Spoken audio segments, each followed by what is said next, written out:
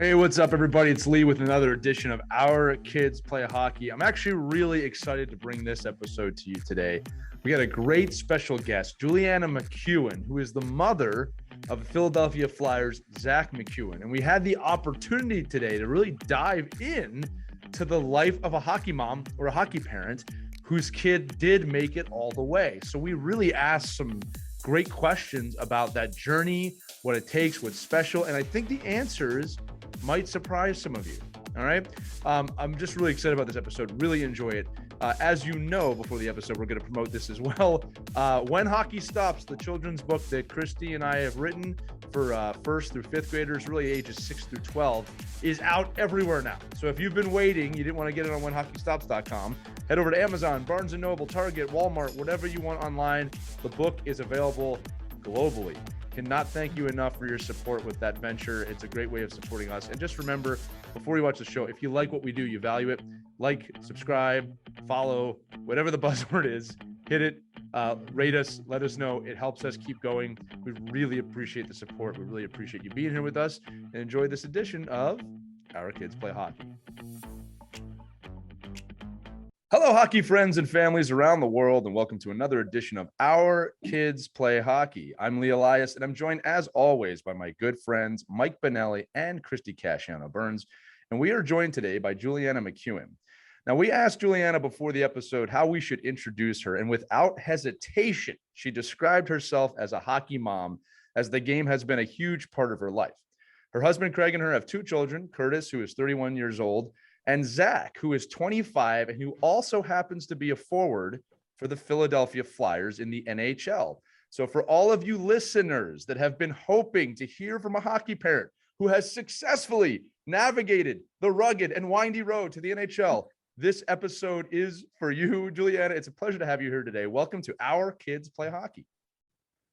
It's a pleasure to be here. Thank you for having me. The pleasure's all ours, and I mean it. We've been waiting for this for a while. I got to be honest with you. I've been looking forward to this episode ever since our producer, Caitlin, told me it would be possible. We speak a lot on this show about the values of youth hockey, but I know that all of us that are parents in the game wonder, what does it take? What kind of sacrifices and determination from both the player and the parents does it take to make it to the show, to make it to the NHL? So tell us about your hockey journey as a parent, and know that everybody listening to this is like right up against their earphones or watching the screen. Like she has the secrets. She knows what's going on. But in all seriousness, right? It's a journey. Tell us about yours. Well, for us, our journey started many years ago. Both boys started playing hockey when they were 3 years old. So we started with our older boy, Kurtis, and he played, and there's 5 years between them. And then Zack comes along and started playing as well when he was 3. But he both boys loved hockey so much, and really it just turns into becoming your way of life, your social life. It's kind of what you plan things around hockey. You don't schedule family vacations unless there's a hockey tournament involved. Like all of those things were very important as far as, you know, making the choice and making the commitment, because it is a huge commitment with your time, with your money, financially. But in the end, we just wanted our boys to be happy, and they were happy when they were playing hockey. So we did everything we could to support that. You know, I'll tell you, my brother's 5 years older than me, and he hates when I say this, but I say it all the time. He totally paved the way for me to accomplish a lot of things in my life. So older siblings, I want you out there listening to know, we're parents that have older siblings. You're so important. You didn't ask to be first, but you were. So you got to deal with that. And you're exactly right. And if you ask Kurtis, he would take a lot of credit for Zack's hockey success, because Zack was always trying to keep up with his big brother and his friends, and got a lot of that, experience playing with them and trying to keep up with the older boys. So I think it did help Zack a lot, actually. Right. I totally believe that. Mm-hmm. Let me dive into this. So there's a lot of parents out there who believe that their kid have a shot at making it pretty far in the game. I never discourage young people not to follow their dreams, but we all know it's insanely hard. It's incredibly hard. So what is your advice to the parents out there? You're someone who did it. The odds are not in anyone's favor in this. And I'm not trying to be discouraging here. Okay. But you're someone who has watched this happen. What is your advice to parents along that journey? Because again, we discuss all the time the crazy ones, the ones that are in it to win it. Let's just say, what's your advice to them? Well, my first piece of advice would come as a question, I think. And I think I'd ask the parents, is that what the kid wants?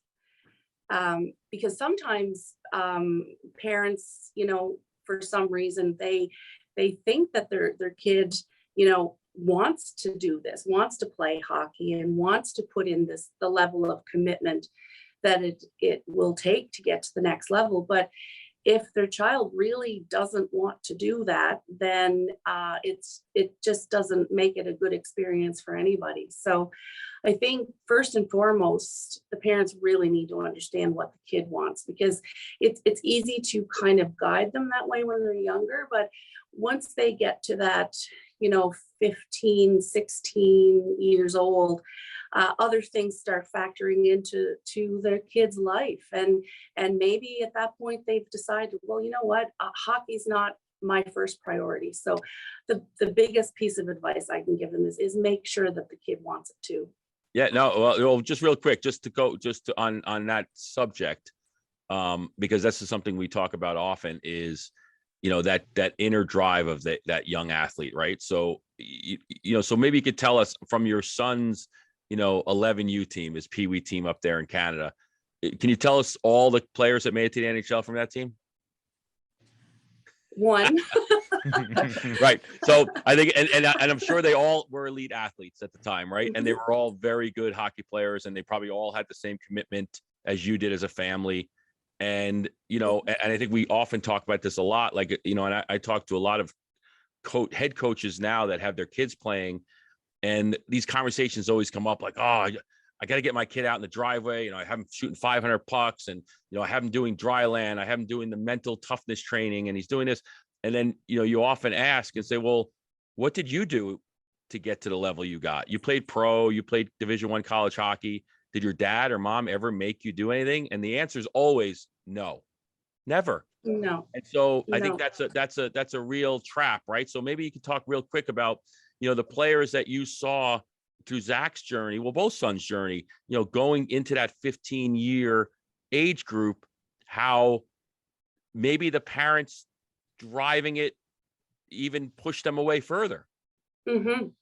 Well, I guess I can relate to our experience in that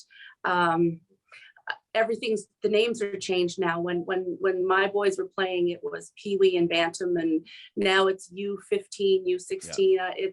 So the names are a little different. But when Zach was in his at the time we called it major midget here, which is where they would play.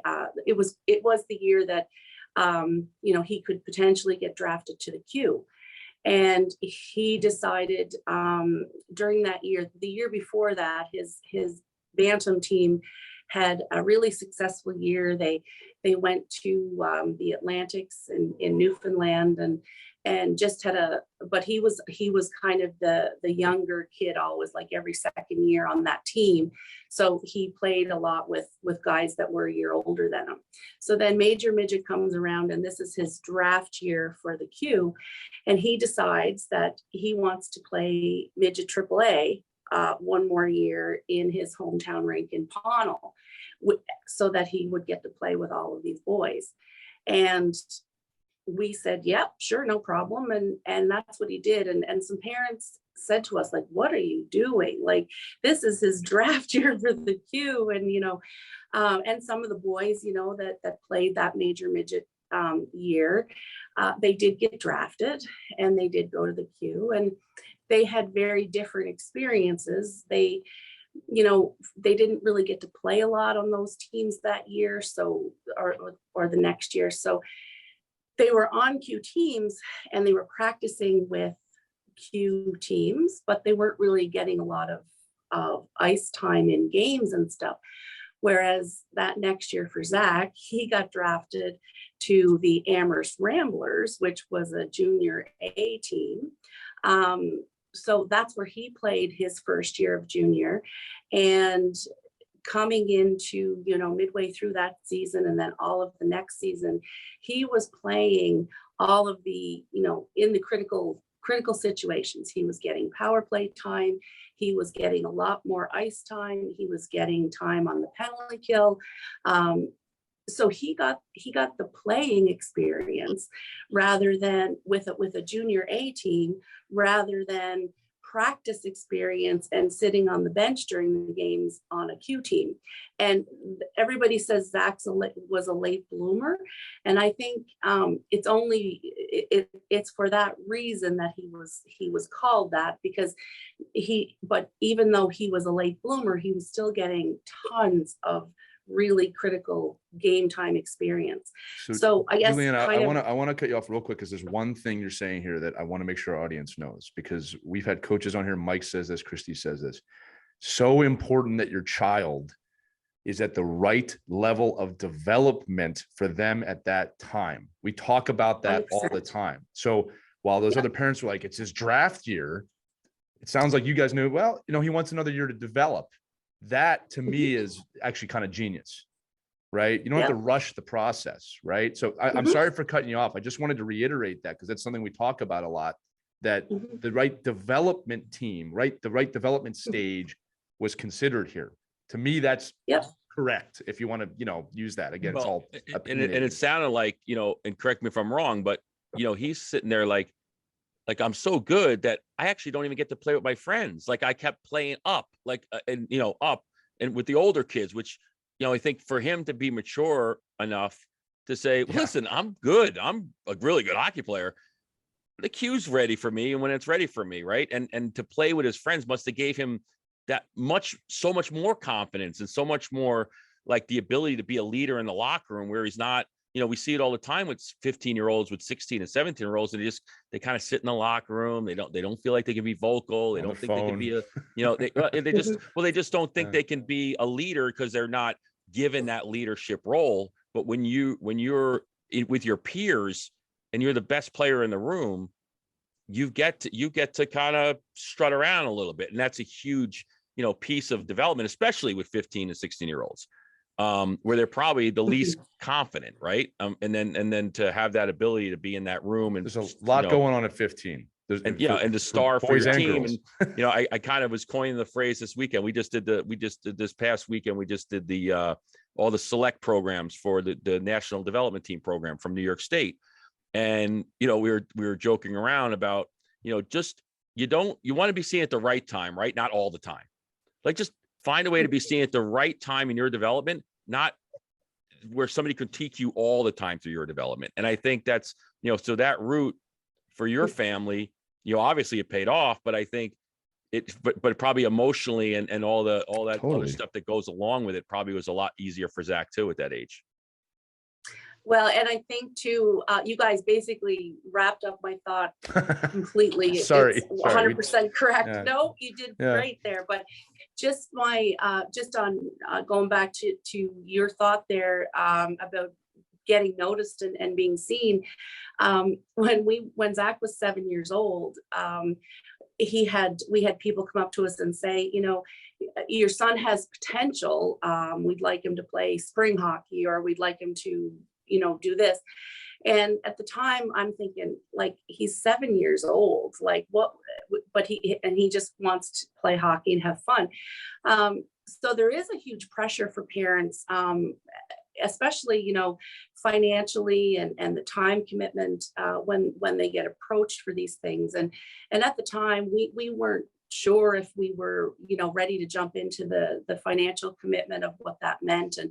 And that was a bit of a struggle. So my dad actually said to me, he's always a big hockey guy, coach, he refereed. And he said to me way back then when Zack was 7, he said, if Zack is good enough, somebody will notice at some point.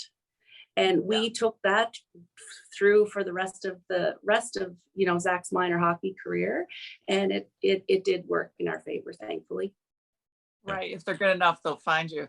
Julianne, I'm curious because you mentioned spring hockey and hockey season now over, and parents are already signing their kids up for spring hockey summer leagues.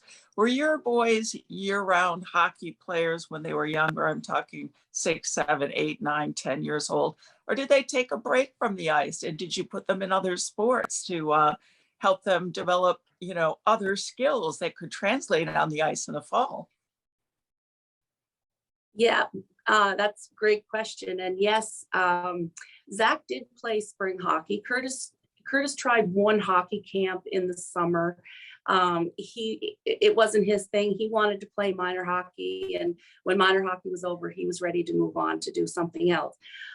Zach did play spring hockey, but again, it was in the spring. So it was that time of year where you're just finishing minor hockey, and it's really before summer gets going. So he did spring hockey, but then he played baseball and golf in the summer. He didn't do hockey camps and didn't play hockey all summer. He took that break, and he was actually a pretty good baseball player too, which was frustrating for his coach, because he was out there just to have fun and not really think about anything else. But it was his way of having some fun and not thinking about hockey. But his ball coach wanted him to have a little bit more commitment, I guess, as far as, playing that sport. But hockey and golf were his, and still are. Saw good athletes there. That's why. Baseball and and on PEI, you have to know how to golf, because we have beautiful golf courses here. So golf and baseball were his outlets of doing other sports. So just quick listeners note, when we say the Q, I'm thinking here, not everybody know what it is. It's the Quebec Major Junior Hockey League up in Canada. Most listeners will probably know that, but I know we got some younger hockey parents like, what's the Q? Where's the Q? It's Quebec. So Juliana, something you touched on there. Because some of our parents are going, but I got to find out how to get my kid in there. Yeah, we got to get him in the queue. How do you get drafted? How come my kid's not drafted yet? Juliana, I want to touch on what Christy's question, because we talk a lot about mental fitness, mental toughness. And it sounds like maybe not even on purpose, your kids navigated that pretty well, in the sense of like, I like that he didn't have the commitment to baseball in this sense. And coaches are going to hate me for that, because he started to figure out, I do this for fun. Hockey, I'm pretty serious about. It's so important. We always say this to our kids. How do you know you don't like chocolate ice cream if you've never tried it before, right? If you only eat vanilla ice cream your whole life, eventually you might hate it because it gets old. So, it's one of those things of, and Christy said this too, he's just an athlete. Parents, we say this all the time. Get your kids in multiple sports, even if they want to play year round. Right at the end of the season, every kid wants to keep going. Just think about it for a minute. Take that break. It's so important. I still think you should be doing something physical. You should be playing a sport. That's my opinion. Right. But yeah, so listen. And parents, listen, her son plays in the NHL. So take that as what we're saying is credible, because it works. We're not going to get any, but did he make it type comments on this episode, right? So listen, Juliana, in a minute, I'm going to have you gush about Zach and the NHL and all the first shift, first goal, first play. But before we get to that, I have one more kind of serious question about his development. And this is really for the parents out there. We all feel the stress as parents. My son is just completing his first year in Might. And even at that level, I'm an experienced coach. I've been in the game my whole life. Even I felt, the pressure, the stress. I imagine for you, as the stakes got higher and higher and higher, that either grew or you felt it, right? So this is a question for you kind of towards the other hockey parents. How did you deal with that? How did you compartmentalize it? Did you get more involved? Did you back off? Right? What was your journey in terms of dealing with all of the parental stress that comes with, a child moving up the ranks? Well, first and foremost, we always made sure that Zach and both our boys were having fun doing what they were doing. If I sensed that they weren't having fun, then we needed to have a conversation about it. And I can remember this one time we were there was a showcase camp that was happening for kids to go to, and then they could potentially go to like a prep school, for example. And so we signed Zach up for it, and he just thought it was another week of getting to go on the ice and get ice time and stuff. And we didn't really tell him much about it other than that. And he was every day going to the rink. He was having, it was great and stuff. And then about midway through the week, I was driving him to the rink, and I noticed he was really quiet. And I said, Zach, why are you so quiet? You don't seem to be as, energetic to get to the rink today. And he says, well, Mom, they started talking to me about going away to a school to play hockey. And he's quite young, like he's still 12 or 13 at this point. And I said, well, yeah, Zach, that's what this week is for. It's, there's prep schools here, and they might be talking to you about wanting to go away and go to school. And he says, Mom, I don't want to move away. And I'm like, okay, buddy, that's totally fine. Like, you just go out and you finish out this week and you enjoy the ice time, but you do not have to go away to go to school and play hockey. So his mood changed. He went back out and he was having a great time again. So I know I've said this a lot already, but I can't stress it enough. If your kid's not having fun, then what is the point of spending all of this time and money into doing something that they don't want to take maybe as seriously as you think they do? So dealing with that and dealing with parents that they put that extra stress on their kids for their reasons and not necessarily for the kids. That was a tough one that I experienced a few times, and I just made sure that it just didn't happen with our kids. So just real quick, like going back memory lane then a little bit, and I think because a lot of our parents that we've had feedback with, and certainly the parents I work with every day, I think feel this anxiety that, there had to be times, right, where Zach just didn't want to get up and, go to practice, or right. He's a little kid. He's 7, 8, 9 years old. So where is that? Like that, there has to be some, hey, let's go, made a commitment. You got to get up. Yeah. And so it's not like you can't just say, oh, like, because listen, I hear it all the time. Like, oh, my son's waiting by my bed and he has the car keys in his hand. And he said, the car started, Dad, and I'm dressed and I want to go to practice. And it's 7 o'clock on Saturday morning. I'm like, where are these kids? Because I don't ever see them, and it's because they're children.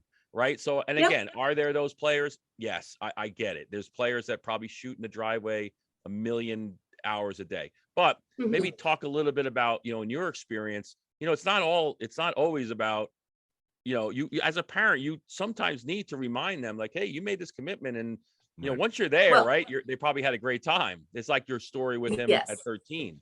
He's got to get him there. Well, exact. Yes, I completely agree with you. And I mean, our kind of motto around all of that was, well, you made the commitment to this team. So for us, again, it was either like a AAA team or, a provincial team that he tried out for and made. And my kind of rationale to him was that if there was the day where he didn't feel like getting out of bed or, wanted to choose something else, I'd be like, well, no, you took a spot on this team from another kid that really wanted to be here too. So you've made that commitment. So now you're going to hold up your end of the bargain to your coaches and your teammates, and you're going to show up, because that was his choice to be there. So when he's made the choice to be there, then he's got to be there and be a good teammate. That's kind of how we looked at it. Yeah, perfect. Yeah. Julian, I want to tell you why some of what you're saying is so important, especially what you keep repeating about them having fun. We figure with this show, we have multiple types of listeners. We actually think the listener we don't have is the parent who is pushing their kid too hard, the parent that is investing ridiculous amounts of money really to pursue their dream and not their child's dream. All right. And that's okay. Look, that's in every sport, in every part of society. But why what you're saying is so important is because for parents like me, for Mike, for Christy, all the parents who listen to this show, who probably share that mentality, it's amazing to hear somebody in your position say it. because it affirms what we're doing as parents. Because I feel the same way. If my kid's not loving it, I mean, he's going to have to fulfill the commitment, like you just said, if we're on a team. But if he's not loving it, what's the point?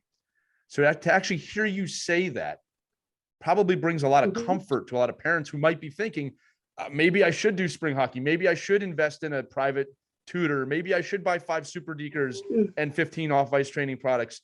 You know, if you're going to get them from Mike Benelli, but that's not the point. You know, like what I'm saying is, like, it's so comforting to hear that, right? Because we say this all the time on the show. Look, if your kid's a great athlete, your kid's a great athlete. Not everybody's blessed with athletic ability, and that's okay, because the life lessons you learn in the game are so important. Let's start turning this less about the stressful times and more towards the positive times. Before we jump into the NHL side, I'm actually excited to hear you, like I said, gush about this, because I'm sure that was unbelievable. We've had the privilege of interviewing a lot of high people in the game, and I'll tell you, one of the common threads when we ask them about what's it take to make it, what's the thing that separates pro players, it's never skill, right? They don't say that. They say it's character.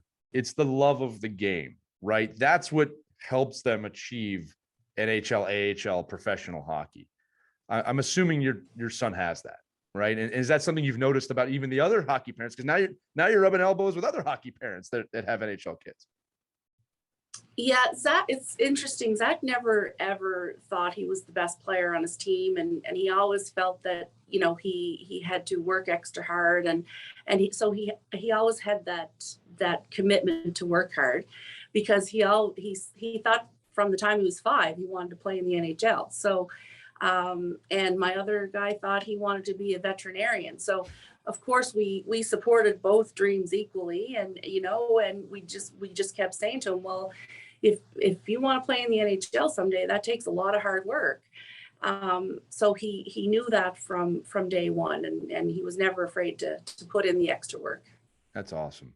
It's so important to hear these things. I can't tell you that enough. It sounds simple, and it sounds like everybody's saying it, but again, to hear it from you is wonderful. And I also love that the way you looked at both of your kids of, hey, go pro in whatever you want to go pro in. Doesn't have to be hockey, right? But you got to put the work in, right? I don't want to lose sight of Kurtis either. All right, let's. This is the chance we get. I'm rolling my sleeves up if you're watching. I want to live through you for a minute, right? Because so many of us are not going to experience this. Tell me about the first game with the Canucks. Tell me about the first point, the first goal. Let it all out. I don't want you to hold back here. Wow. Right? Let us know Jeez, what that. how much time do you have? I'll give you as much as you want for this. Well, okay, so it was February 19th, and it was the year where he was called up and called down and called up and called down, and he got in a lot of air miles that year for sure. And we never really knew kind of what was going to happen or whatever. So anyway, this particular time, he was playing in Utica. That's Vancouver's AHL team. And my husband and brother had gone to Utica for the weekend because they had a few games in a row that they were going to be able to watch. So they were in Utica.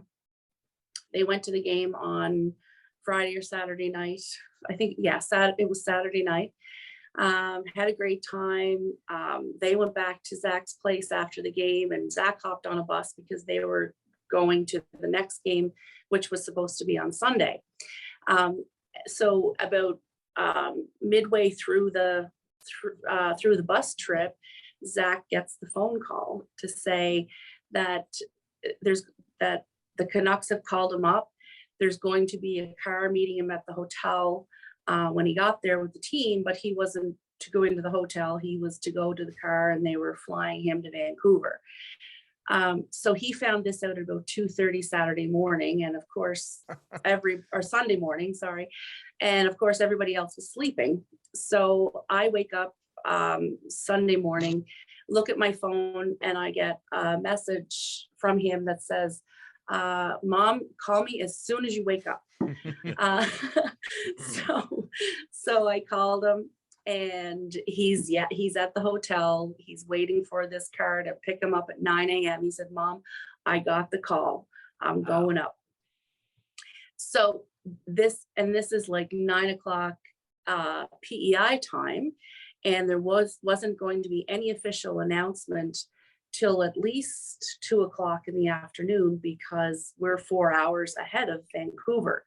So we couldn't really say anything until it was announced officially.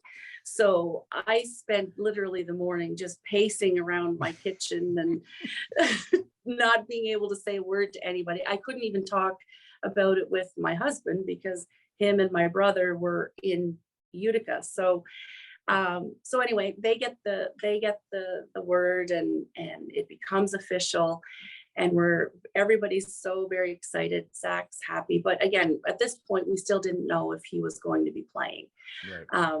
So we just go with the fact that, oh my goodness, he's been called up. This is amazing. So then Sunday happens, and we kind of calm down, and I'm getting ready to head to bed Sunday night at 10 p.m. PEI time. And I get a phone call, and it's one of the girls from the Vancouver Canucks. And she says, "Hi, Miss MacEwen. This is, I believe Andrea was her name, from the Vancouver Canucks." And she says, "I'm just wondering, I just heard word from Coach Green that Zach's going to be playing in the game tomorrow night, and we're wondering about getting you out here for the game." Wow.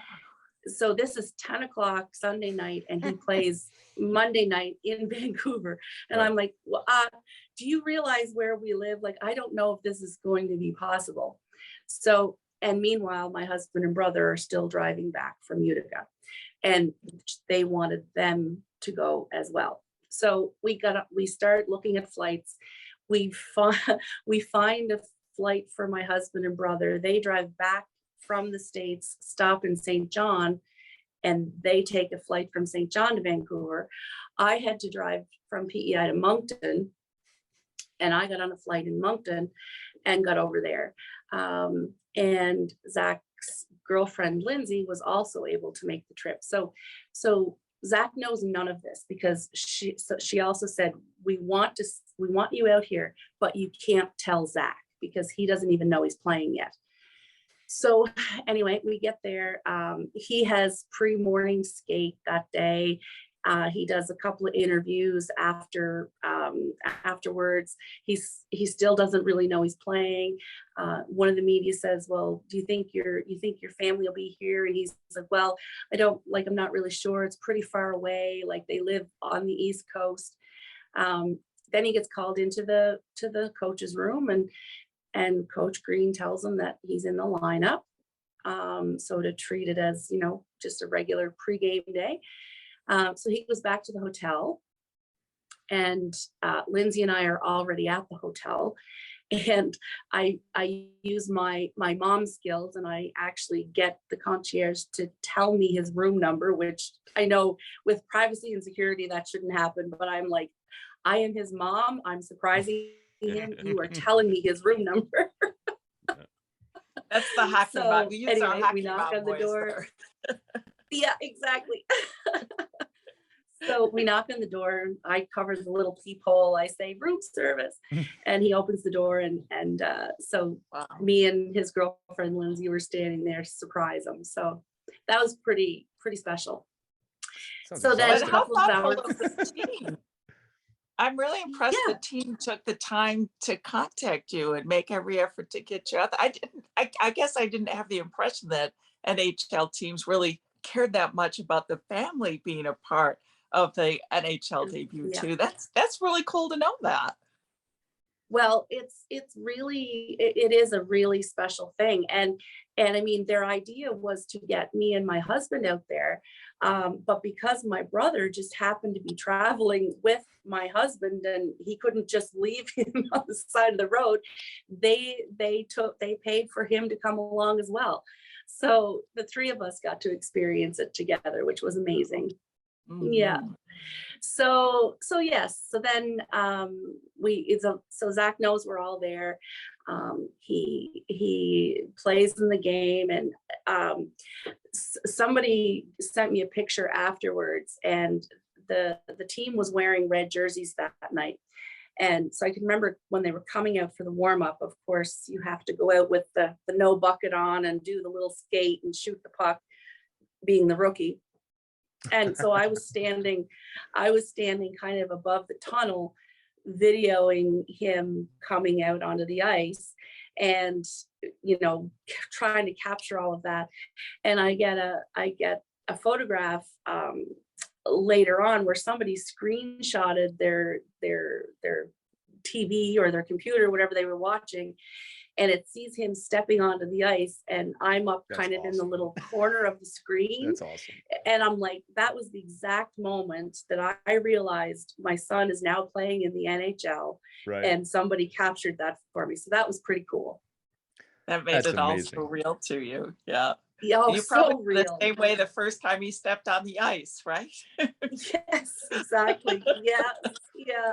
So then the game happens, and we're sitting there, and he's playing well, and he ends up comes in across the blue line, kind of goes to the net. He takes one shot on the net. It kind of goes off into the corner. He goes over to the corner. He gets the puck out in front, and one of their defensemen scored. So he actually got his first NHL point in his very first game. He got an assist. Oh. So we were pretty excited over that. Yeah, you can't beat that. Yeah, I want to explore this for a minute. So here's a question from a parent. You see him take the ice. You see him get a point. Is there a moment where it's like, wow, all of this time and investment has paid off? Does that come gradually? Because look, it's like the birth of a child, right? Some parents feel it immediately. Some parents feel it 2 weeks later. What was that? What was that like to kind of take that in and reflect? It was surreal.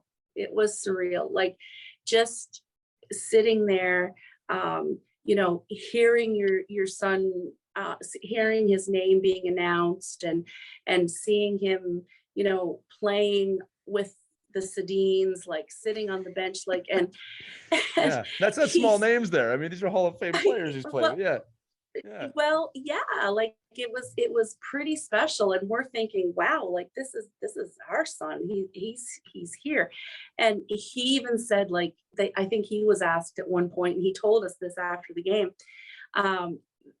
Like I said to Zach, I said, when did it actually like click in for you that you're actually in the NHL? He says, well, I think it was Goodbranson that possibly got thrown out of the face-off circle, and he had to go in and take the face-off, and he looked across from him, and it was Joe Thornton. That's awesome. And he's like, oh my God, I'm facing off against Joe Thornton. That beard is right in his face. Yeah, that was his moment. So yeah, and we like, I still get those. I still, right. I mean, we haven't even talked about Phil yet, but I mean, we will. When he fought against Chera there, for example, like, yeah, Chera's a legend. Yeah. And so after my blood pressure calmed back down, I thought, oh my goodness, like it's right. Pretty special feeling. I'll tell you this right now, that there are one of a few ways you can endear yourself to the Philadelphia Flyers fan base, and that was one of them. We'll dive into that in a moment. I am in Philadelphia. I don't know if I told you that, but I'm out of Philadelphia. So okay. It's one of the reasons this interview is probably possible. But I got to tell you, I just love talking to you about this, because you can see the pride coming through your face. Again, if you're listening to this, like it's there, right? And I'm feeling the excitement just from you talking about it, and again, the amount of time, the money, the ups and the downs you put in to see that, I imagine it's very rewarding. So before I get to the Flyers, here's another question I want to ask you. All right, let's talk about your older son and how he felt in that moment, because again, I said this, older siblings lead the way, right? So what was his experience with this? So Kurtis was always, and still is, very supportive of Zack and very proud of him. Unfortunately, he couldn't make the trip with us at that point, because he was February. His wife was very, very pregnant with their first baby on the way. So it was really difficult for him to be able to get away, that was a little disappointing, but he's always been such a supporter. And then it actually ended up that the trip that Kurtis did get to make to Vancouver, Zack actually scored his first That's NHL awesome. goal. So Poetic. I think it was meant to be. Yeah. So they got to experience that together, which was amazing. And so again, very, very supportive. Kurtis is a wonderful husband, father. They just had their second child. Oh, that's awesome. Congratulations. Family man. Yeah. Yes. And thank you. So he's got two beautiful little girls, and he's got a successful business, so he's doing very well, and he's a huge supporter and cheerleader for his brother. So who got the puck from his first goal? Where's that at right now? Yeah, Zack still has it. I believe it. Yeah, Zack still has it, but there is a picture of the two of them with it. But yeah, that that's one special. Was pretty special for Zack. Yeah. Yeah, no, and again, I am asking about Kurtis over and over again because look, being a hockey parent, you have multiple kids. It's not just about one child, right? And forget one son when the other one made the NHL. That's not how it works, obviously. So the love for them both is there equally. All right, another question for me. I'm sorry, I'm hogging the mic, co-hosts, but for those of you who don't know, Zack plays in Philadelphia now. He's a Flyer. All right. I've enjoyed his time here in Philadelphia. What I want to ask you is this: when you find out he's going to the Flyers, we are the city of brotherly love, but we're not. So what does that go through with your mind of you're going where, right? And here's the thing: he really, again, I'm not just saying this as a Flyers fan. I'm saying this as a hockey person. He really stepped up right away, at least from my point of view. Flyers are not having a great year. But to watch him show up and be there and be part of the team, no one can deny him that, right? So what was that like switching teams as a parent? What was that like? It's Philadelphia, what was that entire experience like? At least you're on the East Coast, right? So yeah, he's closer to home, right? Yes, it's a great question because again, as a hockey fan, I've been a hockey fan my whole life, and of course, my dad was a Leafs fan, so he made me be a Leafs fan when I was younger, and so watching Philadelphia play against the Leafs, I can't really say, that I like them a whole lot. There was a lot of tilts there in the late 90s, early 2000s. For sure, right? I remember them well. Darcy Tucker's a name we still say here. So yeah, I understand. Oh, absolutely. So I had to, but then what I realized once he did get moved to Philly is that, on the East Coast, there's way more Philly fans than Vancouver fans, even though Vancouver's a Canadian team, but Philly's closer, and it's much easier to watch their games. So I had a lot of people when Zack went to Vancouver, they said, "Oh, well, we don't really cheer for Vancouver, but we'll cheer for Zack." And then when he moved to Philly, it's like, "Oh my goodness, this is awesome! Zack's playing in Philly." Everybody was so excited. So he did really, he did embrace everything kind of right off the bat. And it wasn't long before I started, just noticing how the fans appreciated him there, and his explanation of the love he felt in the dressing room, from the coaching staff and the players. So I think it ended up being a really good fit. And like you said, he got there, he jumped right in. But again, that's part of who he is, and that he was so happy that Philly wanted him, and he wanted to prove to them right from day one that they made a good choice picking him up. Yeah, I'll tell you, Philly gets a lot of flack, but we appreciate a hard worker here, and people listening that aren't Flyers fans, and I hear you, but we do appreciate a hard worker in this town, and there's no doubting that your son is a hard worker. Right, a hard worker and great character too, which I do want to commend him and other NHL players. I gotta tell you, I am always so impressed at the character of these professional hockey players, more so than any other sport. They're always stepping up. They're always really caring about their fans. Maybe you can talk a little bit about that. So, parents listening, that's as much of an important part of this game as skill. Hmm. Yes, and it really is. And Zach always, he was always one that, took time with the younger kids and talk to them, or whatever. So he embraces that part. And when he sees the love from the fans, whether it's a little kid or whether it's it's a grown up, whoever it is, it doesn't matter. He really, really appreciates that, and he wants to make sure that they know how much he appreciates it. So he likes kind of just spending that time, or chucking a puck over the boards, to a kid. Or I remember one time he was playing in Utica, and one of his pucks during the game went up into the fans and hit a lady, Oh, no. which wasn't great. But between periods, he just came out of the dressing room and walked up to make sure she was okay, and then asked her, she was keeping the puck, if she wanted him to sign it or whatever, and just had a little conversation with her. Like, this was just between periods. So he really does care about the fans, and in Philly, he understands what the fans want, and I think he's realized how to give that to them. So there's a love on both sides there for sure. Yeah. It's not hard to endear yourself here if you know what you're doing. All right, last question for me. I'm going to turn it back to the youth side a little bit. I wanted to know, was there a great coach? Was there a great team that sticks out to you? It's like, maybe it was a pivotal moment, or maybe it was just the way it was done was a shining bright beacon. Can you tell us about that? Did that happen? Well, I think Zach has learned something from every single coach, obviously. I mean, every coach brings something different. But there was one coach that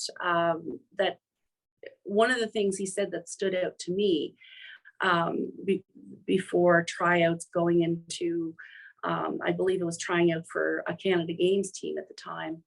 And he said, we can't all be great hockey players, but we can all be good people.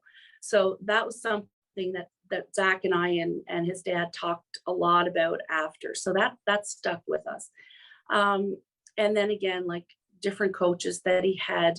Another coach, again, Zach was kind of small, went in bantam when everybody else kind of started having their growth spurts, and he hadn't taken his yet. And so this coach said to him, Zach, the boys that grow late grow big. So Zach held on to that. So again, both these things so far, not much to do with hockey skill, right? But that's the point. Messages. That's the point. Yeah, just these little messages along the way. And then I'd have to say, when he got to Amherst, he had a coach there. His name was Jim Bottomley, and that junior A league is very much a 20-year-old league. So Zach's coming into it at 17, and he wasn't getting a lot of ice time that first year when he got there, because you're allowed to have 10, 20-year-olds on the team. So we talked a lot about that, and we basically said, every shift you do get, just get out there like it's your last one, and just, give it your all every time. So even though the coach, he didn't really say much to that, Zach, but it taught him a big lesson in that you earn your ice time, and every shift that you're out there, you give 110%. And then Zach took that throughout the rest of his career, and still to this day, you'll never say Zach didn't give effort when he's on the ice, because he does give 110% every shift. And then the next year he ends up being the captain of the Amherst Ramblers, and then got called up to the Quebec Major Junior League, and then things went from there. So again, not really one coach, but it's interesting that the messages that stuck with us as a family, and we've talked about, really had nothing to do with scoring goals or being good at face-offs. It was more about, the character side of things. And the work ethic. Yeah. Just, takeaways from this episode, because Juliana, you've been awesome. This has been an awesome episode. And again, the things you've affirmed have been amazing to me. Look, Zach's talent is undeniable, but we've barely spoken about that for a reason today, right? What helped him get to the show? And here's the thing, he would have had these qualities whether he made the NHL or not. Work ethic, character, he's a good human being, right? Support from his parents. Are you having fun out there? These are the things that we talk about all the time on this show. And I know sometimes it can be tough for parents of like, but that's not enough. Apparently it is, right? The talent is God-given. It's also developed, but when you have talent, you have talent. Making a good human being is the key. And Juliana, I get the impression whether Zach played in the NHL or not, you'd be very proud of both of your boys, the type of people they've become, which is really the 100%. Point, right? Yep. Exactly. I can't thank you enough for sharing that, because again, I think sometimes people expect, well, he had a great, private coach. We spent $20,000 on this private coach, and he gave him the keys to the car to drive to the NHL. And it's not how it works, right? No, not at all. It's so much more than that, right? So before I close this out, Christy, Mike, did you have any final thoughts, or Juliana, you as well?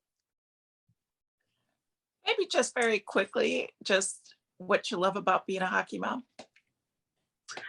Well, there's so much. But when the kids were younger, it really becomes your social life. It's what you do. And we all talk about, how hard it is to, feed them and cook food and keep your house clean and all that. But none of that matters when you're sitting at the rink and you're watching them. And Zach was always one that whatever he did, if he scored a goal or did something, that he always knew where we were sitting, and he would always find us, and just seeing him looking up and us knowing we're there watching him, and that all of that, you can't replace that. Like, those memories are wonderful. And now I think, and now just being a hockey mom with someone in the NHL, I do appreciate opportunities like this to talk to people, because I think part of what's lost is that people tend to think of all these guys out there as more like a machine than an actual human being. Right. And that goes right from when they're 6 years old on the ice. But for me, it seems like as soon as they put that gear and that helmet on, it changes people's perception of the fact that these are kids, these are human beings, these are brothers, their sons, their husbands. So I think people kind of lose sight of that a little bit. So for me, I just like kind of bringing the reality back into the situation that all these hockey players are human, and they all have feelings and aspirations, and they need to be supported. Thank you for that. I'm so glad you shared that. I am too. Mike, any final thoughts? Yeah, I just wondering, when you win the Stanley Cup, where's the first place in PEI that he takes it to? That's a really good question. Mike, I appreciate you think that with him on the Flyers. I know Lee's very energized. He's very energized about the Flyers. So I mean, got to give I would love for him to win here. Give him some positive energy going in. But no, this is great, and I think you bring up so many great points that really helps us right in our audience, because these are things we talk about a lot, and but there's not a lot of living proof, right?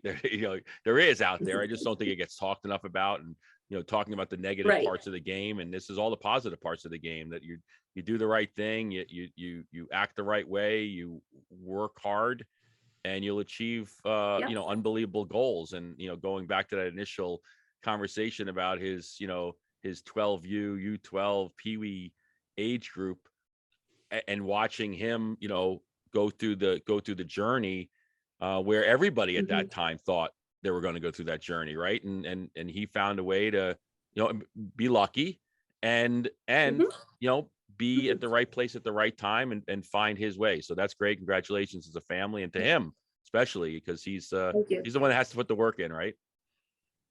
That's right. 100%. Yeah, well, when you're staring up as a Dano Chara, I mean, you better be putting some work. No, he did. This has been a fantastic episode, Juliana. I really can't thank you enough for spending so much time with us today. Yeah. Well, I appreciate it. It was my pleasure to be here. I really enjoyed myself.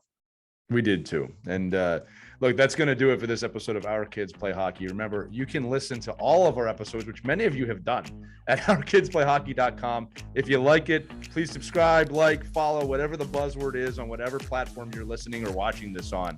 Give us some love. It helps us do more shows. We appreciate it. But for Juliana MacEwen, Mike Finelli, and Christy Cascio-Burns, I'm Lee Elias. We'll see you on the next edition of Our Kids Play Hockey. Have a wonderful week, everybody. We hope you enjoyed this edition of Our Kids Play Hockey. Make sure to like and subscribe right now if you found value wherever you're listening, whether it's a podcast network, a social media network, or our website, ourkidsplayhockey.com. Also, make sure to check out our children's book, When Hockey Stops, at whenhockeystops.com. It's a book that helps children deal with adversity in the game and in life. We're very proud of it. But thanks so much for listening to this edition of Our Kids Play Hockey, and we'll see you on the next episode.